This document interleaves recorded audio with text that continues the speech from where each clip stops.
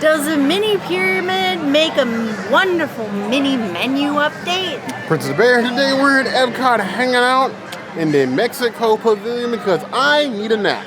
It's time for us to go to San Angel Inn. Yes, hopefully they allow me to just lay on the table this time. But as your number one choice of foodie infotainment, we're here to investigate this new menu so you don't have to. Remember, she's vegan. I'm not.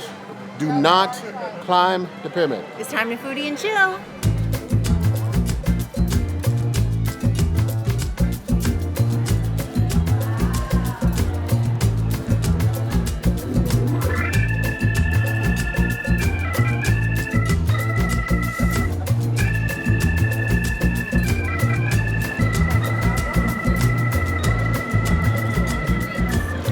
So one of the reasons why we came today is, and I'm going to have to get the little placard of this because honestly we don't memorize this stuff, is the Costillas de Elote, basically corn ribs.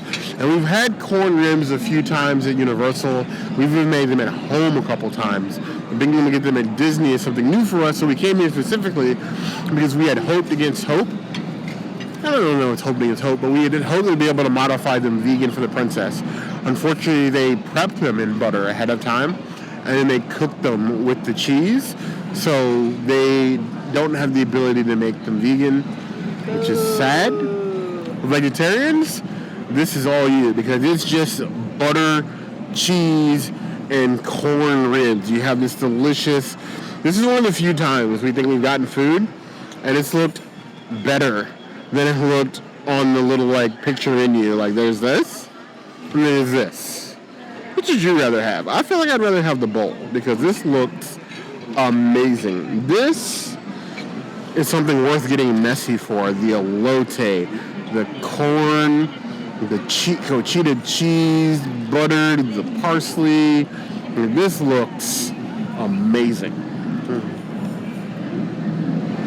Cash them with friends. If you're looking for a promotion, you're looking for a way to prove to your bosses your value. You have monthly reviews, just like me and the apprentice do at our jobs. Just give them a plate of this. Okay? If you guys were to put this at Choza de Margarita, or even outside at the Cantina, corn ribs to go, third of this size,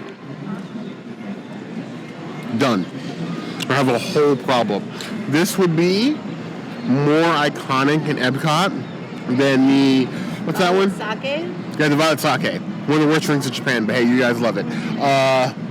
Summer's End is definitely the drink to go.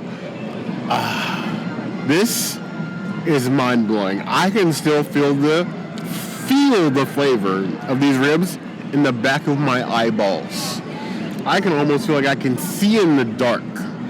I'm feeling like Vin Diesel when people liked him for Riddick. I'm feeling like the Cave of Wonders talking to Aladdin. These corn ribs have opened my eyes. These are absolutely amazing, and I'm not going to feel like I have succeeded in life until I'm able to make a vegan version of these at home for the princess that are equally as good.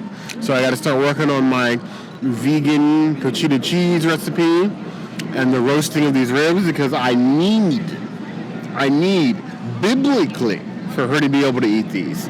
This is a 5 out of 5 clause. If you do not get these ribs while they're here, I'm going to assume you're not a foodie. I'm going to assume that you are fake, a poser. And we have far too many of those in this community already. I will not name names. Perfect. Quote me on that.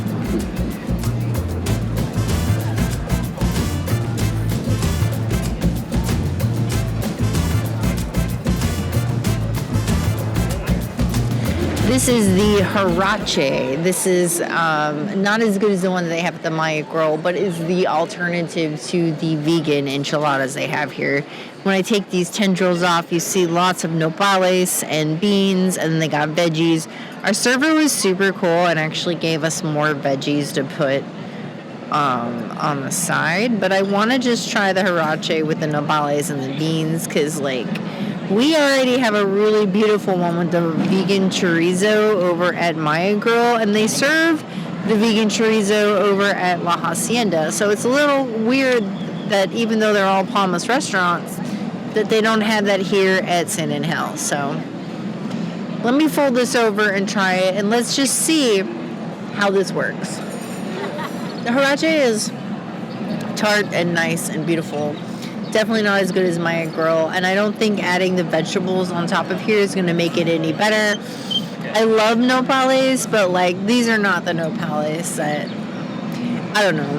I've had so many nopales in my life, and I just don't think that these ones are as good as ones I've had in the past. These are just basic AF nopales, and I think that Palmas Restaurant has done better in other places, just not San Angel. So I don't know why, but it is what it is. I'm going to give it a 3.5 out of 5 Huarache. Huarache has become the new sort of like trendy Mexican item at Walt Disney World. We're getting Huarache everywhere. We're getting Huarache here. We're getting Huarache at Maya Grill. We're getting Huarache at...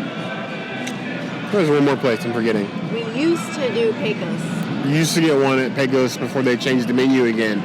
But like it's basically like a modified Mexican pizza, but like the base is made of corn instead of like a dough. But this one is suffering from the San Angel Inn problem. Like I feel like everything vegan we've ever gotten at San Angel Inn adds this weed on top. Like it's too much. Like you're just hiding what people actually came here for. They came here for this, not whatever the hell this is. Like literally, it's a clump so thick I can pick it up with a fork and knife. Like it's too much. It's too much pea tendril on top of the Huarache. You came for the Huarache itself. Get that. Get these roasted veggies. But honestly, I feel like sometimes San Angel is underperforming because it's inside the pyramid. I feel like people come here and this place sometimes relies mainly on the fact that you have a beautiful view and the food suffers. I know they can do better. We've seen them do better. I just sometimes feel like this is an afterthought, especially from Las Palmas because they have so many other restaurants to do so well. This should be your flagship restaurant, honestly. Why is it not? Here's the problem with the Huarache. The problem with the Huarache here is that it doesn't exist in a vacuum. In a world where we've had the Huarache at Pecos Bill, we've had the one at Maya, and we've had so many other things at Las Palmas Restaurants, who owns this restaurant. They operate Maya, they operate the Rick's, they operate El Mercado. We know they have the ability to do amazing things when you take the cuffs off their wrists.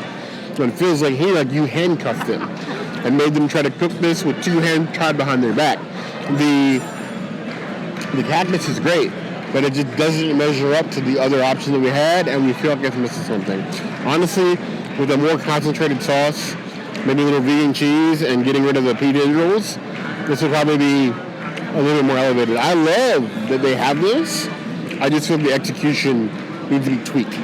Just a tiny bit. I give it 3.75 out of 5 claws. The potential is here, but you're not living up to the dream.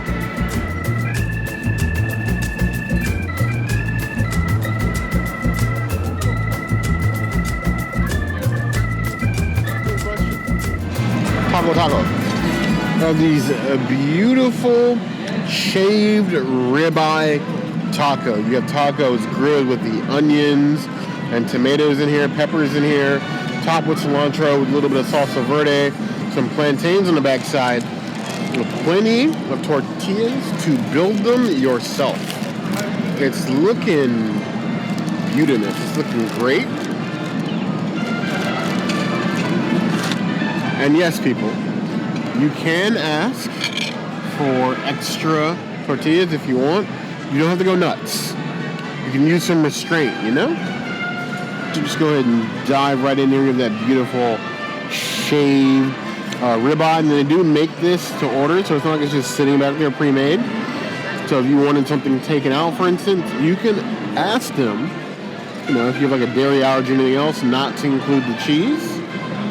But I'm just going to go ahead and load this bad boy up, as our people intended. A little bit of salsa verde here on top. Then you have your own little street tacos. Now, I usually come here and I either get like chicken or grilled chicken tacos, which I love.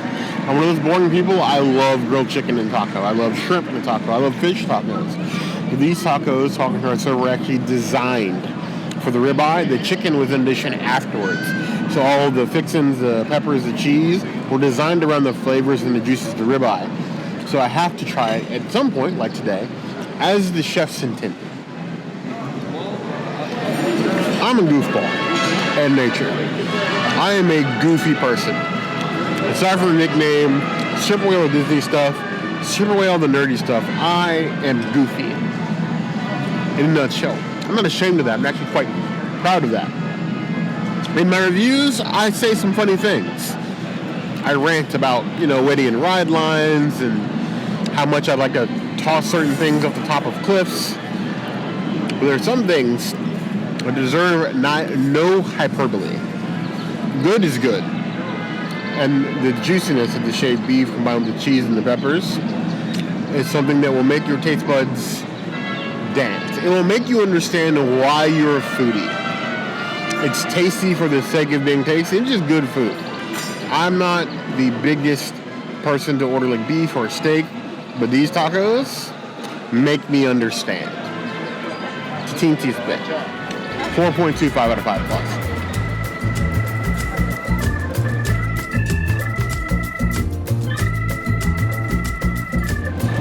The Summer Splash, which has Lalo and watermelon juice in this beautiful cup.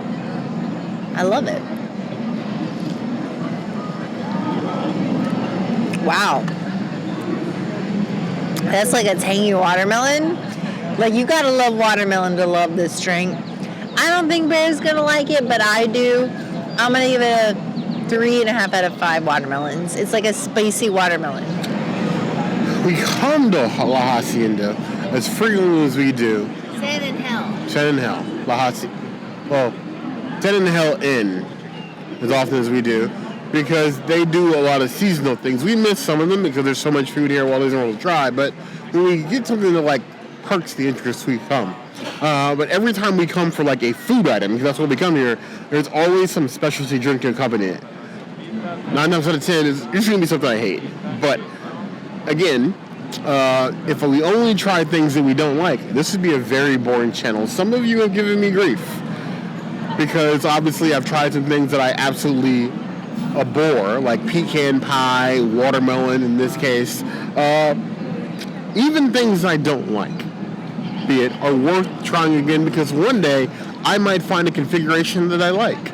I am not one of those people who's just not going to try something because I don't like it, because that's boring.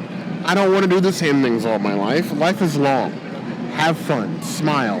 Drink some things. If I get something I don't like, you know what I'm going to do? I'm going to get something I like after that. So, cheers to drinking things you don't like. This is the Summer Splash. It is a watermelon margarita with blackberry syrup, but it's got Lalo in it. I love Lalo. So, something I like, something I don't like. It's like a compliment sandwich.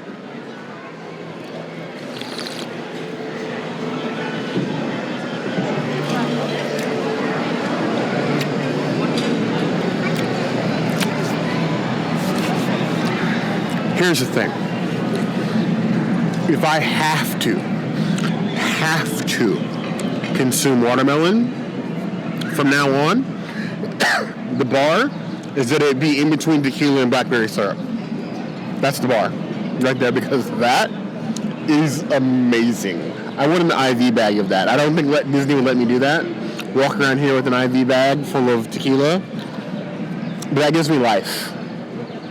That would make me want to wait in Frozen for an hour. That would make me be okay with being in the rain. Like, that is delicious. Watermelon, hate it or not, I can't deny when good is good. It's a 5 out of 5 clause. If you come in here while they still have that, if you don't get this, you just hate summer. This is what it is.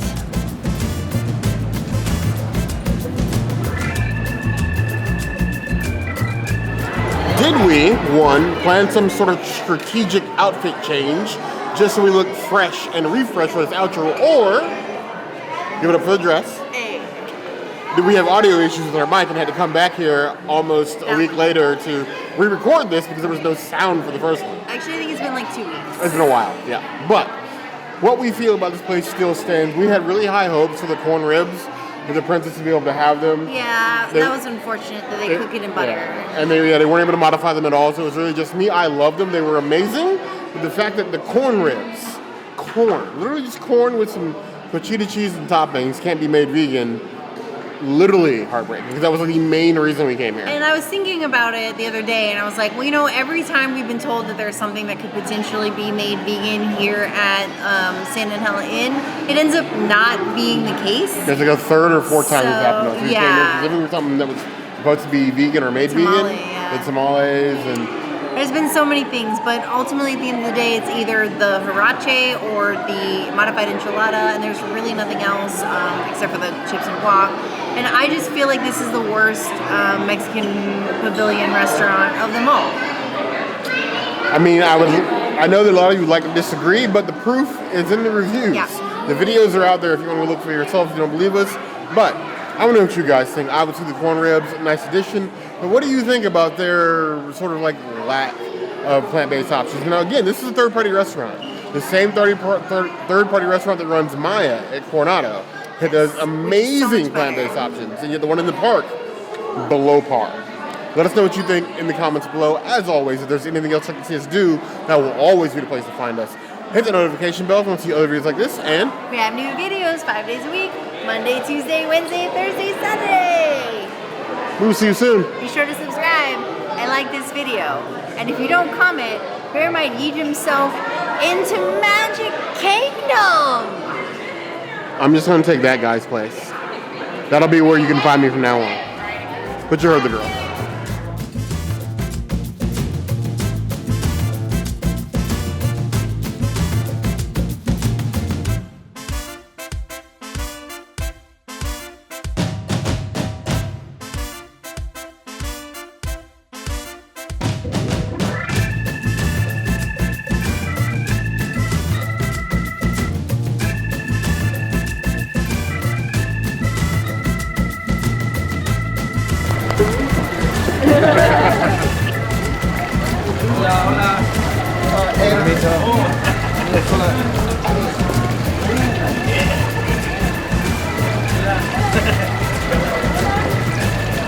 Hola, hola.